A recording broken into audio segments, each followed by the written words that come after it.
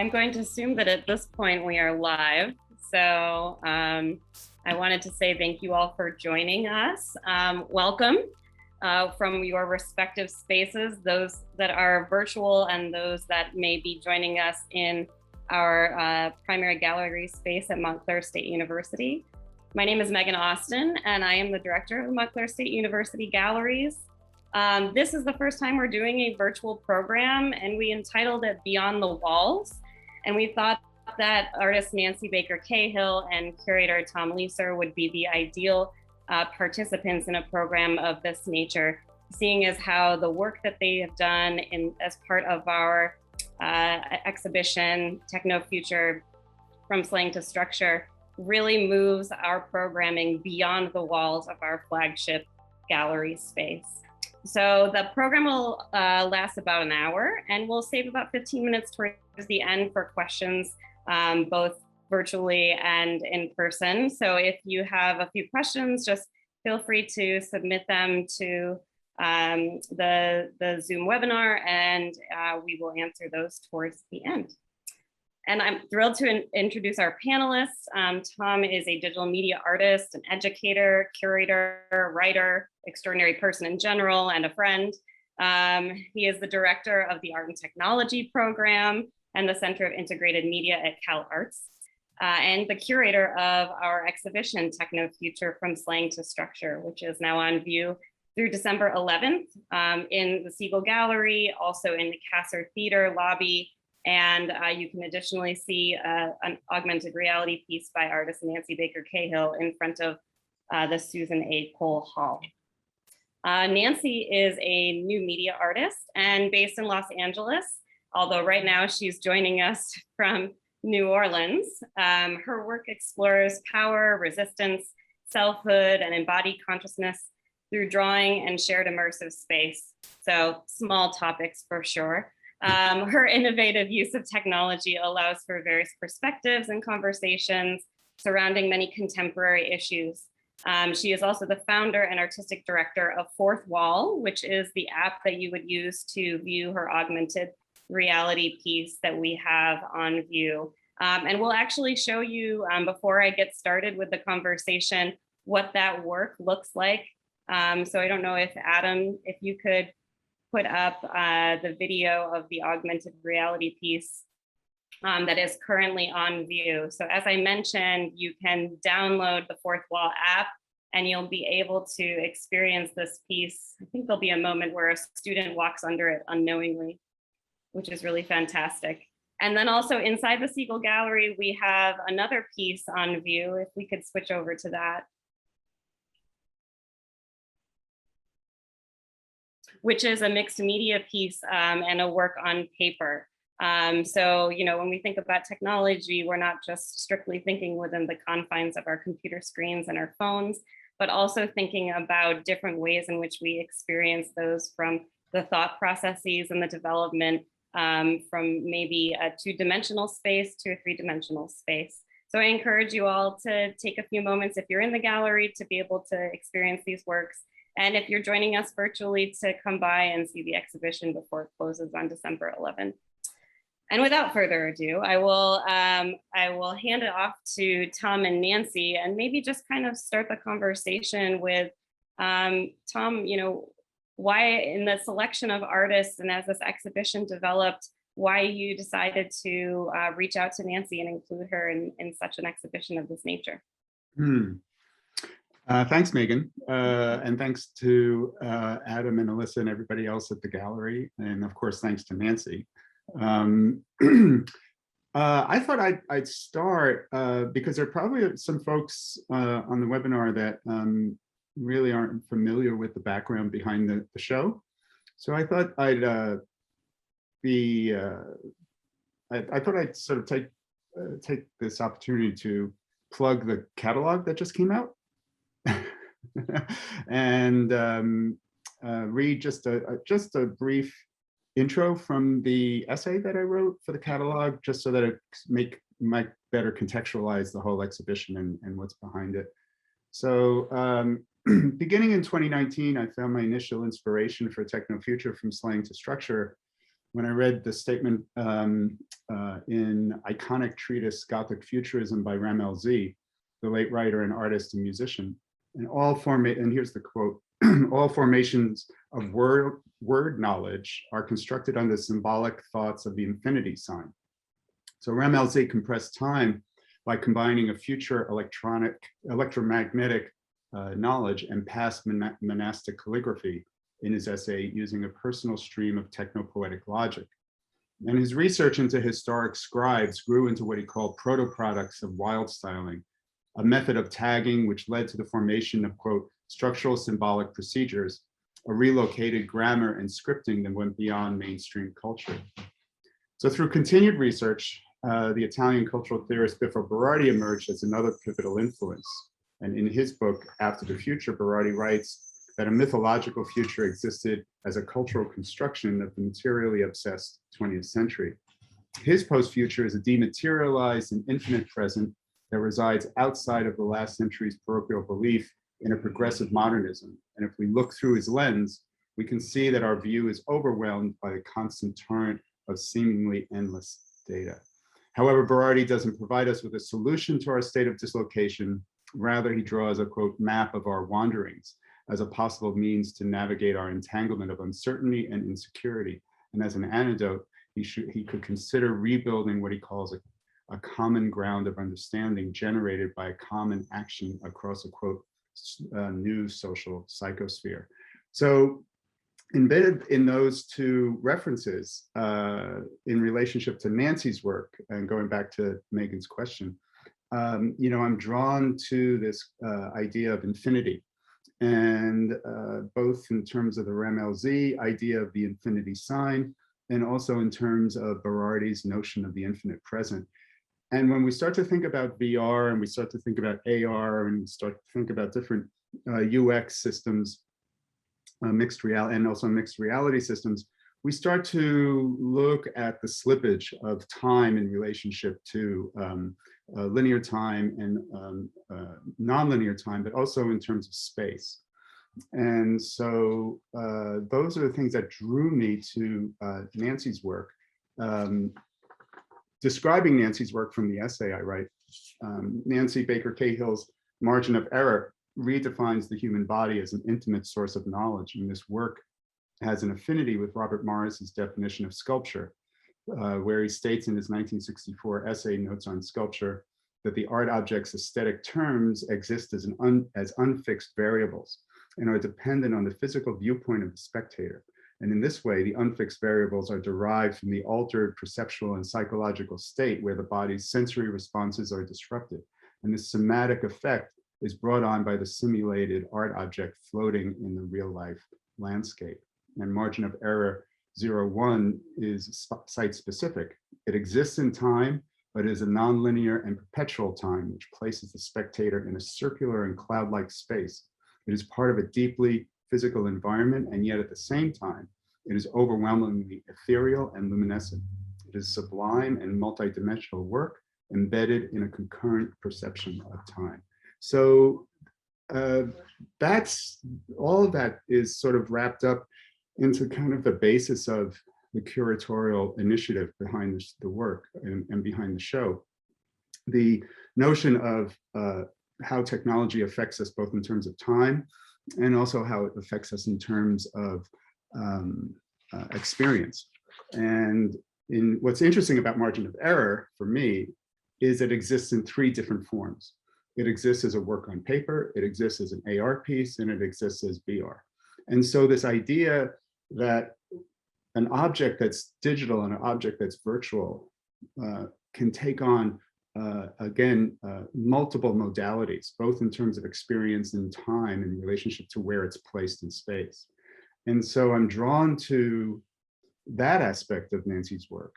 And then there's another quote that I want to sort of throw out at Nancy, which is from George Lakoff, where he says, when you negate the frame, you activate the frame. And so margin of error negates all those frames, but by negation of those frames, they're activated and they then become the subject. And of course, then the frame is not neutral. It's derived from socio-political economic canon, as well as an artist's aesthetic choice. So those sort of slippages between time, space, and form are all kind of encapsulated into Nancy's work. So Nancy, I'm going to throw it off to you. What do you think?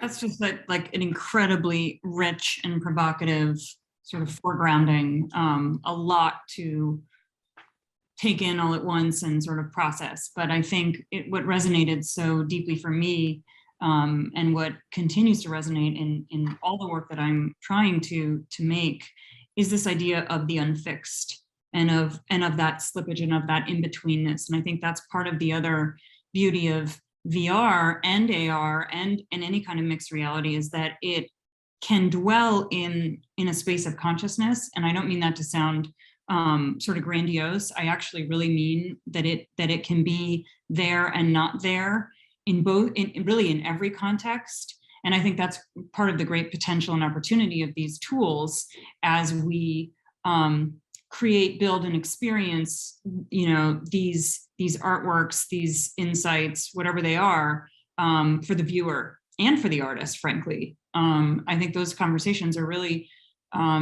generative, but also challenge. I love this idea of when you take away the frame, that it actually opens up even more, and this sort of uncontainedness and uncontainability of it is pretty electrifying. And and as an artist, super generative. So I love all the ways that you contextualize that and the threads you pulled to create this show, by the way, of which I am deeply honored to be a part. Thank you.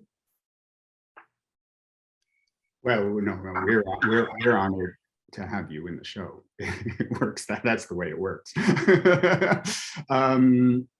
Yeah, but I'm wondering, about that Lakoff quote, and also about your work, because in a way, what I've been thinking about lately after the show's been up, and just some of the things I've been looking at since the show opened last month, is just the impact of technology on the current art world, right? And in that regards, I mean, the move to the commercial acceptance, both in terms of, say, the conventional art gallery process, but also the museum process, and then in addition to that, the corporate entertainment process, right? These three things are also kind of merging in and around the use of, specifically around the use of AR, VR, and UX work.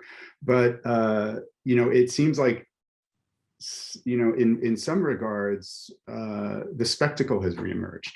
In other words, we're suddenly, we're looking at, the reintroduction or the reacceptance of spectacle. And I don't know if you saw on Fox, they just have a new show called Alter Ego, where it's basically it's such a curious show.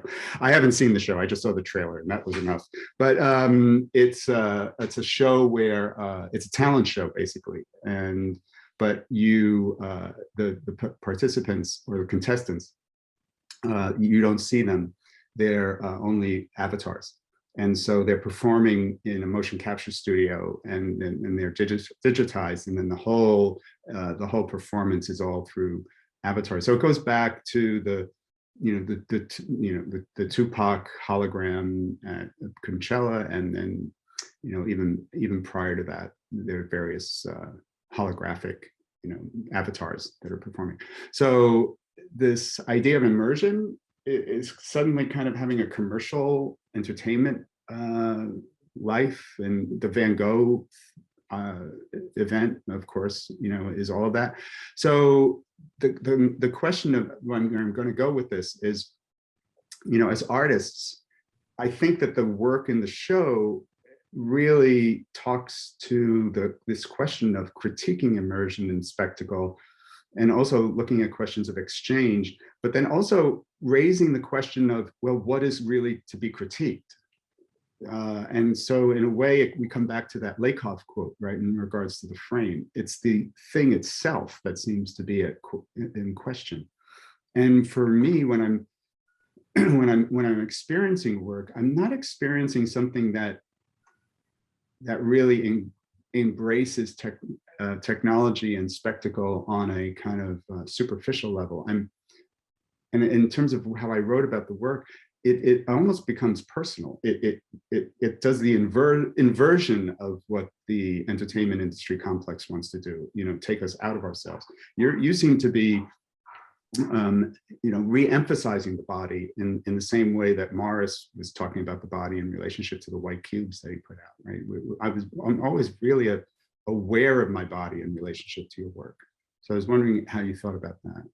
Thank you. Yeah, no, I'm really, really interested in the intimacy that those technologies afford. Yeah, that's the word. Yeah, that's the word I'm looking for. That you can, when you put someone inside of a VR drawing, they are essentially, depending on how you've created it, certainly, my intention is always to give you the most intimate kind of, to shorten the distance between 2 points of what my intention in mark making was and your experience of it, even as you move through it led by your own curiosity and engage with it on your own terms.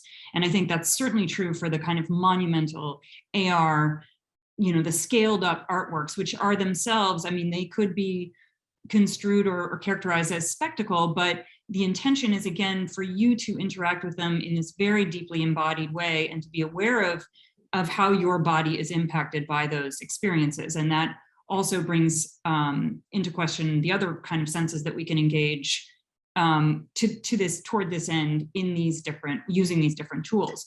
But I agree with you too that I think another difference I hope is and this is the way I try to engage all of these conversations from a position of criticality, from a position of rigor, that it isn't just the kind of like, look what we can do, isn't this amazing? But to really ask questions and prompt conversations and hopefully provide a different type of lens, on whether it's when we're talking about site specificity or site activation, site intervention, when we're talking about AR, or in VR where you have sort of infinite space or the perception of infinite space and what's possible there as well. But I think even with sort of large scale drawings, which is something that I've obviously done in this show, but also in the past in my studio, this is a little simpler, but what does it mean what is the haptic experience or the, how does it affect your body to stand in relation to something that is enormous, and why were those choices made, and all of those sort of formal decisions that are related to, whatever is going on conceptually. I really like that. And listening to you just now made me think that the questions that arise aren't necessarily merely conceptual questions. They're experience. They're questions that happen through experience. And to me, it's sort of like the first thing, of course, is like the where am I? But then I lose myself, right? The self is negated and it floats away and you're in this other space. And there's also, if we go back to, art history, and also if we look at other cultures, indigenous cultures, there's always this tendency to want to move beyond this space. Either we talk about dream space or we talk about a mythological genesis, these mythological genesis stories in indigenous cultures. We look at, drug taking, we're always sort of on the quest to get out of town, and I'm curious, again, I don't feel like your work negates the self in the sense that it is an escape. It's more of a inversion, and it's more of almost like a teaching tool to reintroduce the intimacy of our own bodies in relationship to things, or a fabricated or constructed world that you're working with. Thank you. Yeah, I love. I just had this spark when you said that, of like, who am I? Where am I? And the irony of either, let's say we're in VR and we cannot see our bodies, or we see an avatar of our bodies, or suddenly we are plunged into an experience in our shared immersive space that's slightly destabilizing or disorienting. Or in the case that you mentioned before in this Fox show, I think these are, what does it mean? Like when we, and I don't want to say hide behind, but when we inhabit, let's say, an avatar, what is that process? How does that isolate or illuminate something essential about the self, and what is it that's communicated? Because in some cases, like we were watching this documentary called Glitch in the Matrix, and all of the interviewees are avatars as well. And it seems to be, a trend.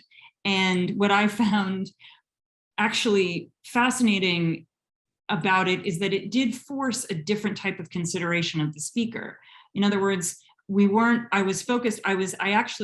felt like I listened differently, experiencing an avatar. It also brought up other questions that I thought were, around, it was also strangely reductive. So it wasn't an uncomplicated experience, but I think that's a really, really interesting question that you've raised. And I think that very human desire for transcendence, for engaging different types of consciousness, and not sort of what's merely, we're doing a lot of reading about consciousness, and in a recent series that I've started, I am really, I think that on the surface they look sort of what we would say trippy, but what I'm really trying to play with is what our expectations are of, quote, reality. What do we think is real? What do we perceive as real? And when that is toyed with or rendered uncanny, what does that do to us as sentient organisms trying to make sense of what is senseless? And that's, I would say, a kind of ongoing theme, if I can think of one, is how do we make sense of this life, of this existence? Not to be, again, too like overblown and grandiose, but I think that these are some of the tools that allow us to push into those questions in a very and I think that the language of abstraction also allows for that, because it isn't a kind of didactic reordering or funneling into any desired end. It's a lot more open-ended, and also allows for more sort of participation, across, not just across disciplines, but across life experiences. I'm really glad you brought up that question of abstraction, because the work has two tracks or two rails, in terms of, one is representation, and then the other one, of course, is abstraction. And you could say that's basically everything, right? But in this case, I decided to bring those two things together in the same show, which is kind of weird, right? But the link for me is the question around how is the object performing? So if we look at the work in the show that's representational, of course the image itself that's defined by the representation becomes the subject in relationship to how it's framed critically. But in the same way, everybody in the show who's working with abstraction is not just merely working with abstraction in and of itself, but it goes beyond that to look at abstraction actually as a mechanism or metaphor. And so the use of abstraction, and if I look at Casey Rias's work or Tae-hee Kim's work that's also in the show, abstraction becomes this method that you're talking about, in that it becomes this method of critique, where it doesn't just sort of reflect back on itself. And I really think it has to go back, to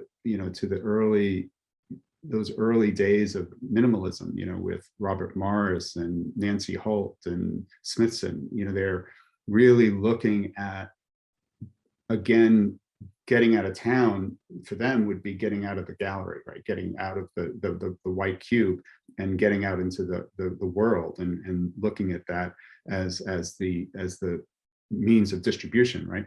But here, you're not substituting, you're not negating the world that we experience without VR or AR. But what you're merely pointing out to is that there are these multiple narratives and multiple worlds that we could experience. And so in a way, you're expanding our senses as opposed to constricting them or manipulating. Well, that is a high compliment. I should be so lucky to do that. That is part of the desire on some visceral level to connect in that arena, to engage the senses, and to engage, again, perception in ways that might be unexpected or uncharted right now. I think that that's really important. And to your point about sort of getting out and breaking through, and to the theme of this talk itself, I think that's the other thing that these technologies afford, and I think in the hands of artists, there's so much we can do to challenge all of these strictures and boundaries and traditional paradigms and institutional. I mean, no disrespect, Megan. I love the gallery. It's fabulous.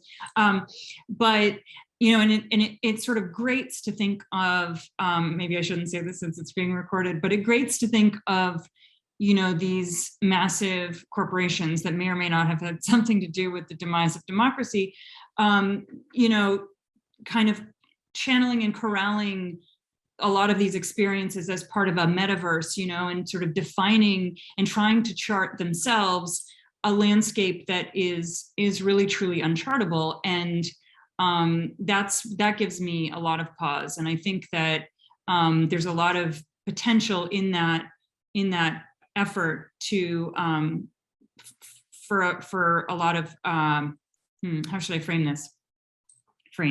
How should I say this?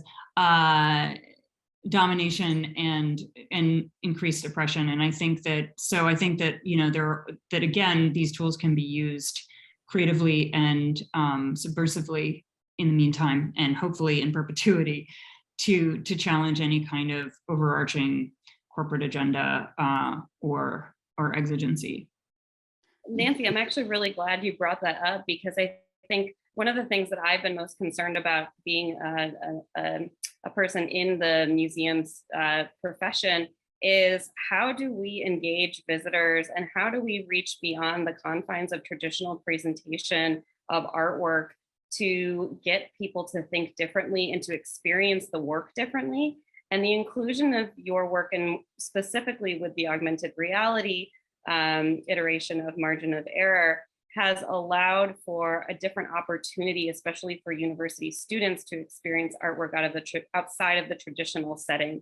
So I think that the creation of within this medium that artists are pursuing is bringing that challenge, but it's not exactly bringing it just to the visitor, but it is putting the pressure and the onus also on us as creators of these spaces and these opportunities and sort of in between, to think differently about how we engage people and how we develop accessibility to artwork, and how we can utilize these moments and support artists who are creating more opportunity for accessibility. And in that also is creating an opportunity for equity that I think we have really truly missed the boat on in the development of many of these kinds of institutions. And so, I think, it might be, not to be a negative thing. I think it's actually a really positive thing to push the field a little bit further, because I think there's a lot of moments where I look at the sort of traditional methods in which we are working with art and engaging people. And I think there's just so many lost opportunities by not integrating artists working in these technology spaces. So I'm really glad that you brought that up.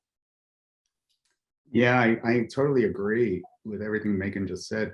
And also just to add, we cannot ignore the apparatus, right? I mean, the apparatus, is designed to actually function as a means of distribution of the work.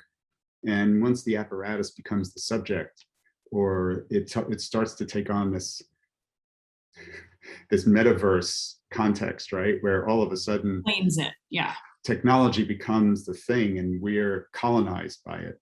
And I think in a way, Megan's approach and what she just said is really valuable for us to consider in relationship to institutions and notions of the apparatus. But Nancy, I also want to bring it back to extending what Megan had just said and bring it back to your own work and your own personal practice. I've heard you talk a number of times, and you and I have talked a lot. But I remember, you were giving a talk at Lace maybe a few years ago now, maybe 2 years ago. It was before the pandemic. It was like, I have to keep remembering that there was this thing that shut everything off.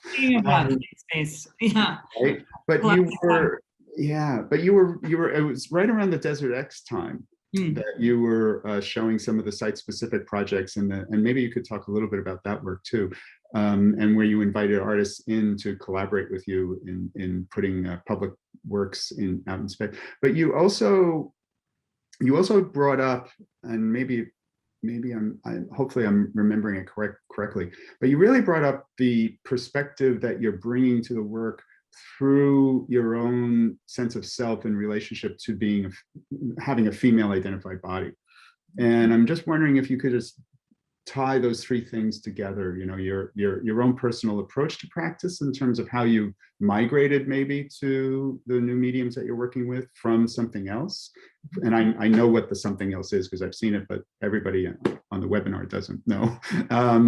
And then also, this idea of inclusion, in relationship to maybe a curatorial practice that seems to be embedded within your practice, and then also your own personal relationship to the forms and the social activities that come out of the practice. Yeah, well, thank you for that. The truth is, the work for a long time, I realized looking back, I've been really trying to create immersive experiences for a very long time, really even prior to having access to virtual reality or the tools of virtual reality and the software of virtual reality. But yeah, my kind of entree into this particular medium came from actually analog drawings. I was deeply influenced by a book by a feminist philosopher named Susan Bryson, who'd written a book called Aftermath, which was about the way that trauma lives in the body. And she had equated her own traumatic sexual assault, making sense of, back to this idea of making sense of the senseless. She had processed this incredible trauma using philosophical math. She couldn't make sense of it in a cerebral sense. So in an embodied sort of animal sense. So she had to turn to the cerebral to sort it out. And she framed it in terms of this mathematical occurrence called a surd. Anyway, it's an irrational, or I won't get into the weeds because I could really talk about that for an entire hour. But the point is, I thought it was a very beautiful way of holding two things that were seemingly opposed at once. And I loved, back to that idea of the uncontained and the uncontainable, that we have this very human desire to make sense of things and to order them and to apply code and reasoning, and chaos is chaos and entropy is entropy. And so I really wanted to, so I created a whole drawing series that was inspired from this. And it seemed to affect the viewers, and it was also very large scale, and it seemed to affect viewers viscerally when they encountered it. And I felt sort of greedy about that. I wanted to amplify that and deepen that experience. And that was when a wonderful curator, Carol Ann Potterita, said to me, well, why don't you just do it in VR? And that was because then you could, because I thought, I want to put someone inside the drawing. I want that, speaking of intimacy, I want to increase that sense of connection in the body. And it's like that thing where you come up against the thing that seems impossible. And that's when I started working in VR. Anyway, I quickly realized, as you and I've discussed many times, that while being a very profound experience, is not an accessible one, that it required hardware that was difficult, it's cumbersome, it still is, even as they've made advances, it's still not available to a broad and general public. And that has been a long time concern of mine, accessibility. And so that really begot the app, the creation of the app itself, because not only did I want to make these artworks and these experiences available and manipulable to a broad, unknown, unseen audience, where we could kind of, in a way, passively collaborate, where I sort of invite them into conversation by offering these quote assets or artworks, and then they could manipulate them and put them anywhere they wanted, anywhere in the world, as augmented reality. And that was wildly rewarding.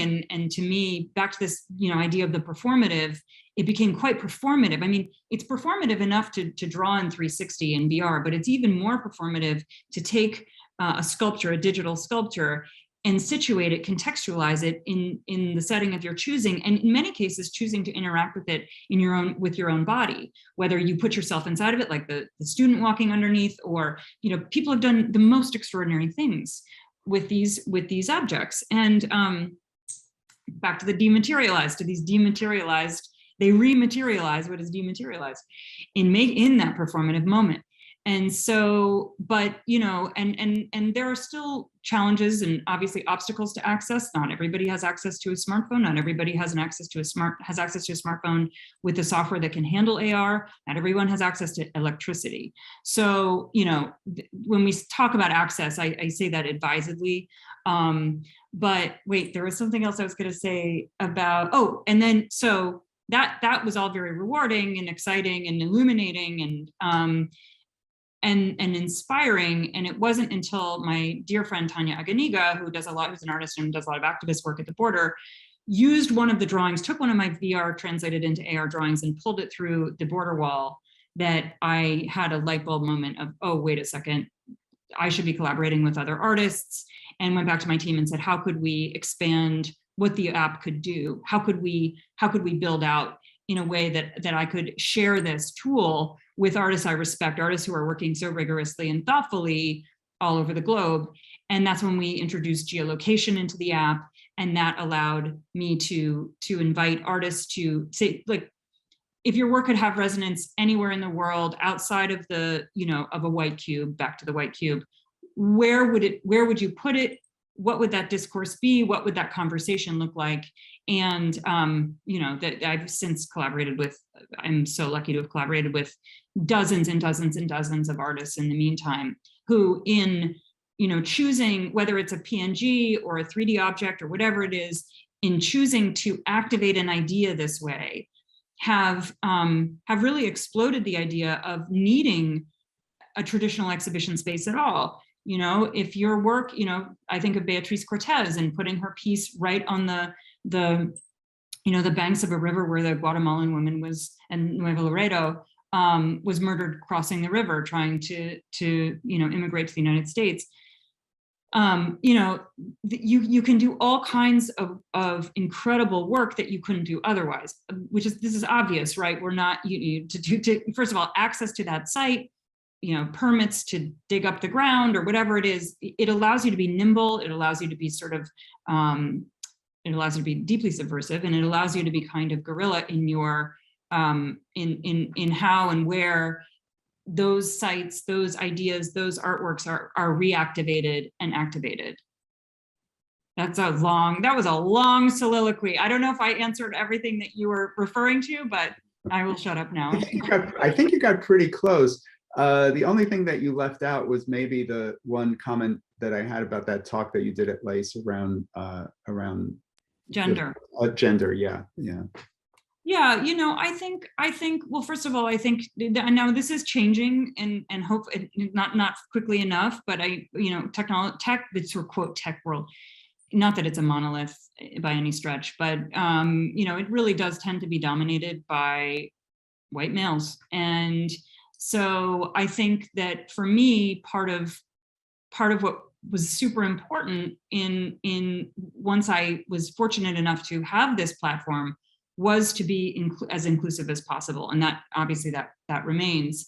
But also I think, again, and I don't know if this is gendered or not, and I don't even remember what I said at LACE, but certainly using my own body as the primary source of all of this work. And I don't know if that's, I don't know that I would gender that per se, but it is a part, it is an indelible part and an inextricable part of my practice, whether it's working on paper or in digital space. It all kind of comes from a single source. And it kind of, for me, I remember I was deeply affected when I was an undergraduate. I didn't go to grad school. So I had these twin, I seem to have these sort of twin influences throughout my life, whether it was video and drawing, art and political science, political theory. And one of the most formative moments was in a political theory class, actually, where we were talking about abortion rights, and that the female identified body had become this site of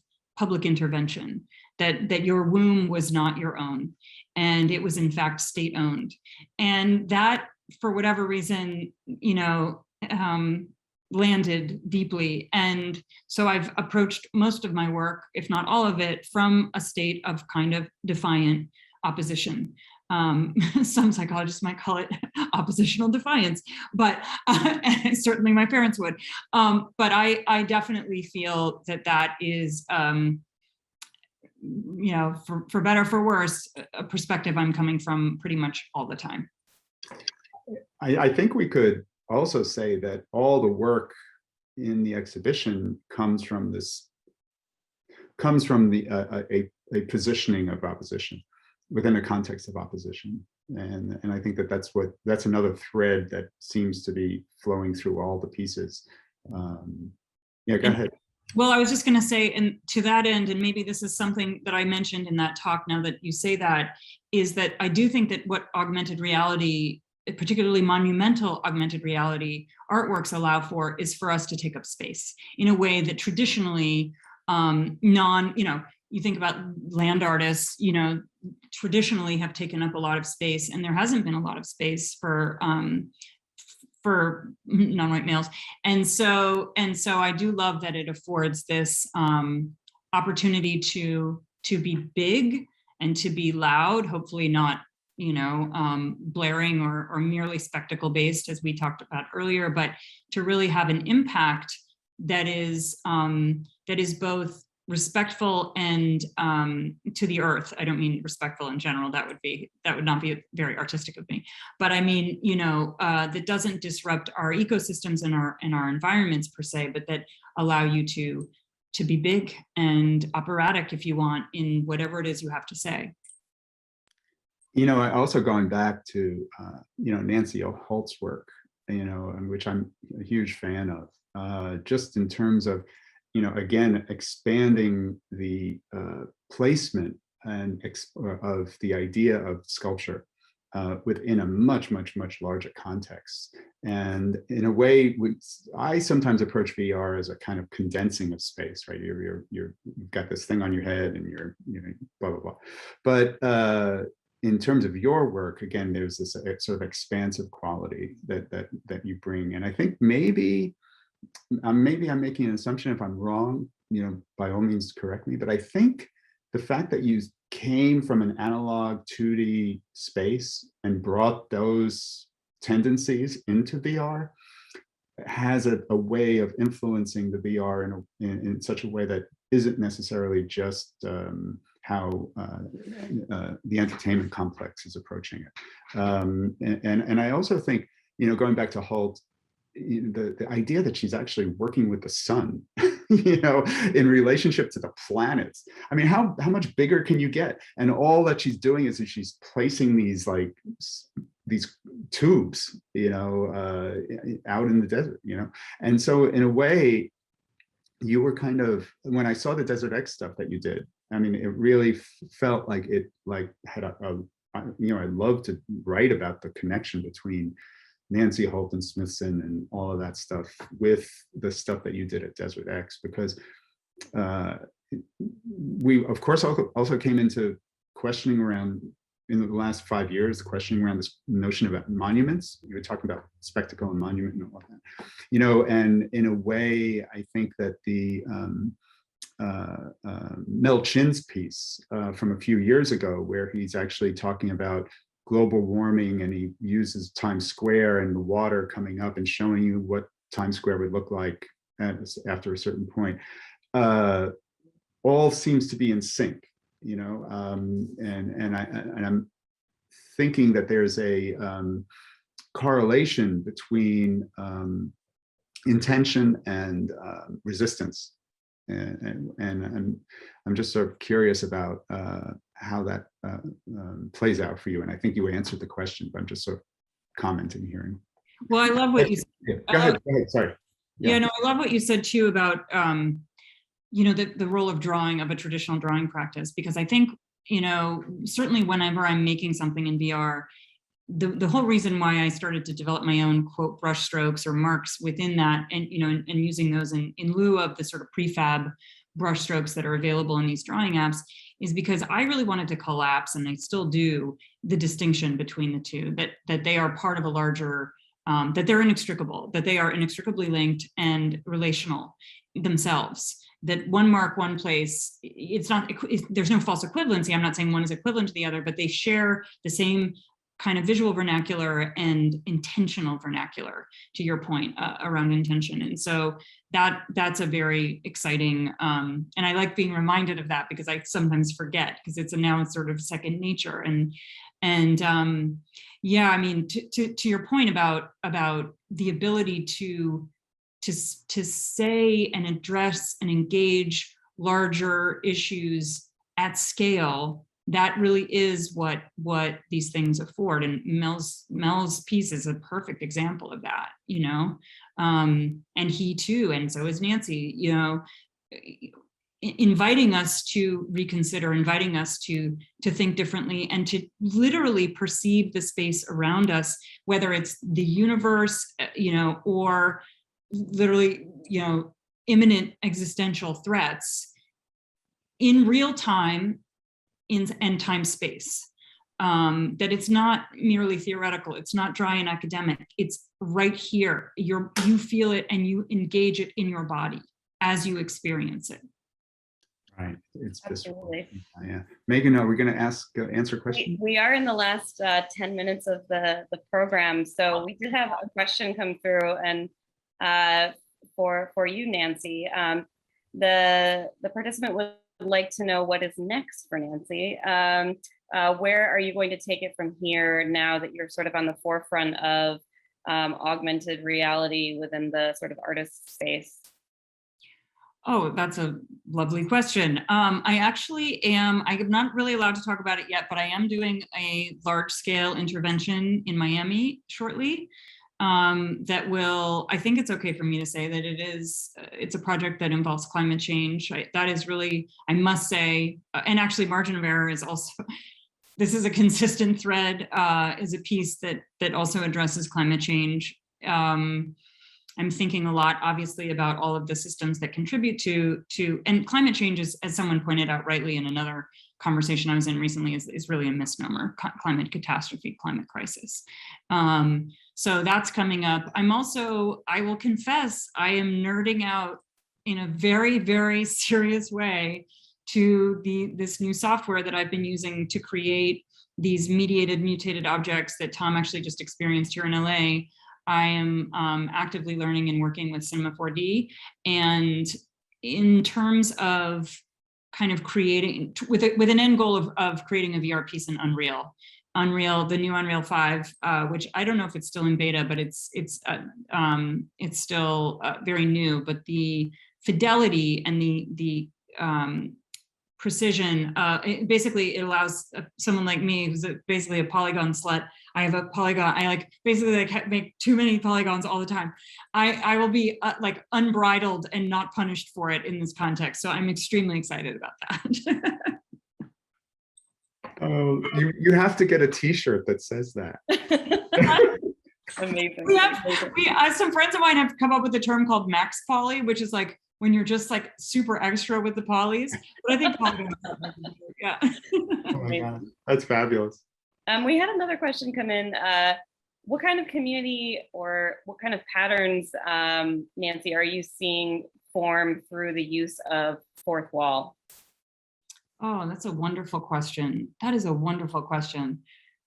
Well, you know, I guess I could answer that discreetly and then more broadly. I mean, discreetly, when we talk about community engagement, literally, in literal terms, per project, it's been really incredibly illuminating. And when I've done, you know, community engagement, like say, like here in New Orleans on the Battlegrounds exhibition, working with kids in the Lower Ninth Ward, that has been one of the highlights of working with AR is, you know, inviting kids particularly who may be versant in AR through Snapchat and other filters, but who haven't yet quite, you know, grappled with what it would mean to put one of their artworks in a site for a reason.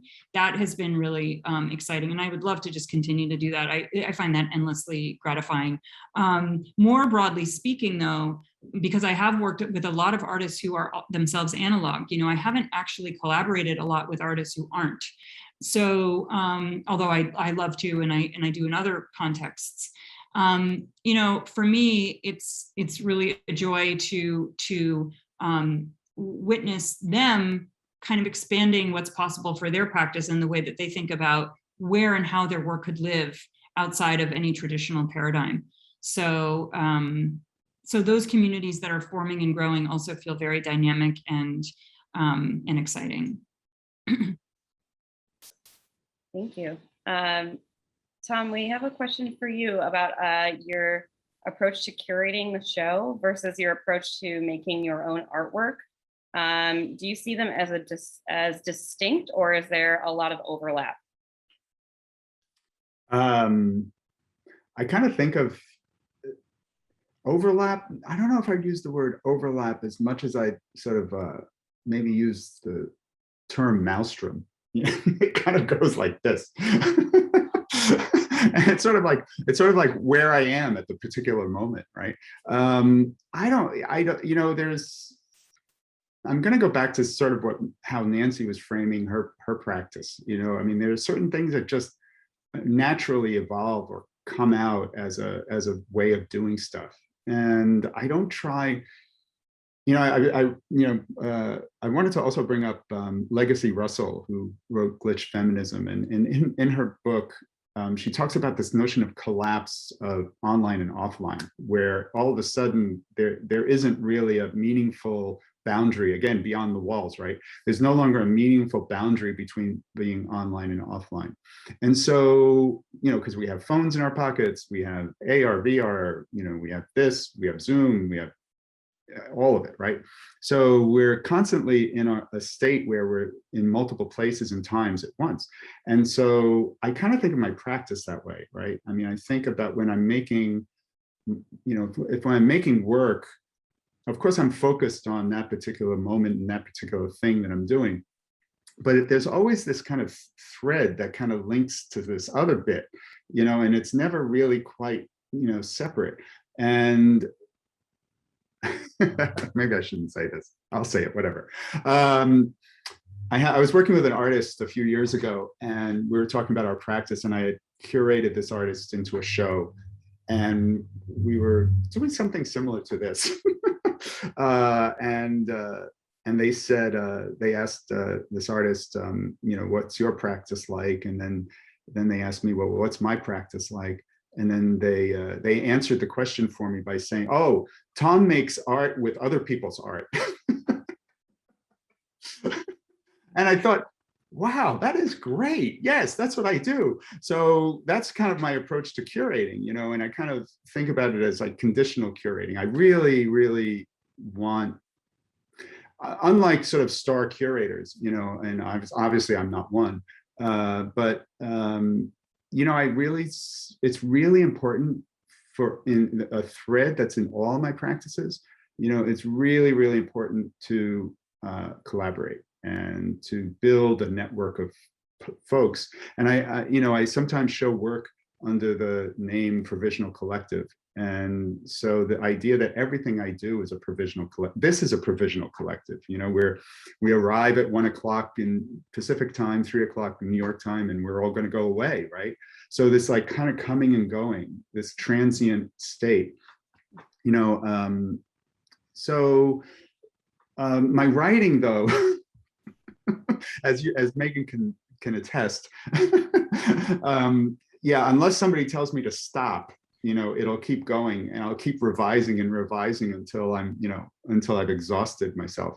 But that's, you know, a lot of writers write like that, you know, and they just have to be told to stop. You know, that's why we have editors, you know, and we had a great editor on this project, working with Charlotte Kent, who did work with us on all the catalog stuff. So yeah, I again, the editor kind of comes in, and maybe that's where, Megan, your job came in to sort of corral me in a way, like, hey, how many more artists can we put in this show?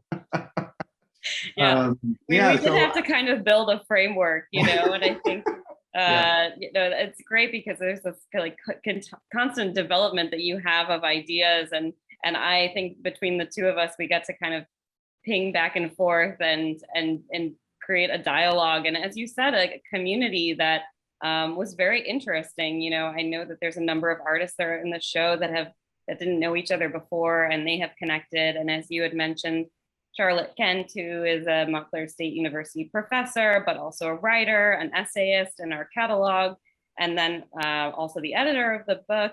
I mean, there's all these relationships built, and I think that's one of the beautiful things about this exhibition, but also art and tech, that has allowed for communities to engage with art who maybe wouldn't have been able to otherwise, as Nancy was referencing before. Well, maybe I could also expand on that collaboration network idea that you just raised, because I could point to every single piece in that show in terms of how I made a connection to those artists. Yeah. So I connected with Nancy. I believe Nancy, Carol Ann introduced me to you, I think, way back when. I think it might have been Carol Ann, but it might have also been Sabrina. I think it was Sabrina Gashwander.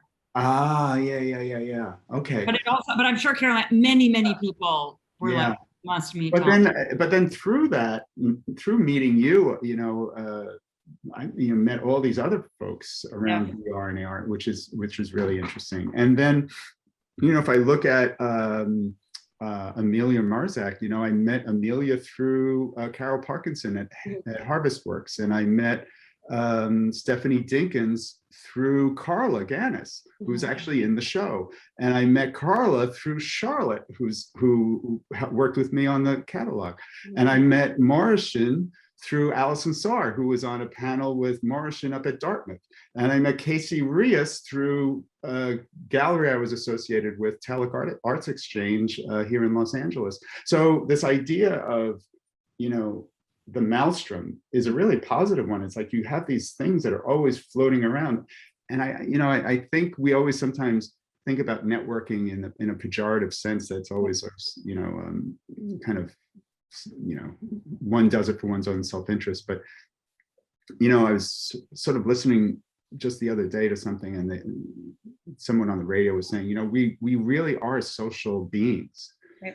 And we really function, our work, our whole creative practice comes out of and here's a fancy term, just a post-autonomous perspective. We're no longer the genius in the studio. And I think Nancy really points that out, right?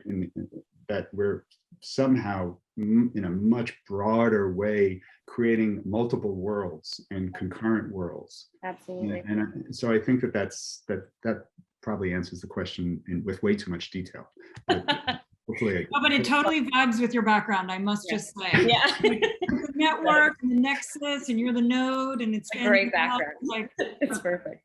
Well, I want to thank you all. And as we're sort of mentioning this sort of network and the catalog, we do have a catalog that is available. If people are interested, they can contact us at galleries@montclair.edu or go to our website, which is montclair.edu/galleries. We're also on Instagram and Facebook, and we're happy to connect with anyone who would like to discuss the exhibition or what is coming up next, which will be another program with artist Carla Guinness and with essayist, editor, and MSU professor Charlotte Kent. It will be in person, but it will also be streamed live. So we're going to do the sort of reverse of what we're doing here. But I want to thank you both again for taking the time and for such a rich conversation that's going to basically cue a lot of interesting conversations again, and questions, and more and more and more. So thank you so much for the time. I appreciate it. Yeah, and thanks to everybody who I can't see that is here. and thanks for those questions that we got, and Megan and Nancy and everybody at the galleries. Fabulous. Thank you both so much. Thank you all. Thank you, Adam. Thank you, everyone. Thank you for being here. Bye. Okay.